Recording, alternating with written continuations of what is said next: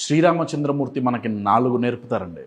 First one, ఎంత కష్టమైనా సరే అనుకున్నది సాధించాల్సిందే. సీతమ్మవారిని వెతికి పట్టుకోవటం చాలా కష్టమైంది, కానీ ఆయన వదల్లా. సెకండ్, ఒంటరిగా పోరాడితే సక్సెస్ రాదండి. శ్రీరామచంద్రమూర్తికి కొన్ని కోట్ల వానరాలు టీం వర్క్ చేసి ఆయనకి హెల్ప్ చేసినాయి. మన ఐడియాని నచ్చి మనతో మన గోల్ అచీవ్ చేసేంత వరకు ట్రావెల్ చేయటానికి నలుగురిని ఇన్స్పైర్ చేసి మోటివేట్ చేసిన వాడే నాయకుడు అండి. అది చాలా గొప్ప నాయకత్వ లక్షణం. థర్డ్, ఎక్కడికి వెళ్ళాలో మనకి తెలుస్తుంది, కానీ ఎలా వెళ్ళాలో ప్రతిసారి తెలీదు. సముద్రంలో వెళ్ళటానికి దారి కనపల్లా, దారి సృష్టించుకున్నారు. ప్రతిసారి మనకు అవకాశాలు దొరకవు, కనపడవు, సృష్టించుకోవాల్సిందే.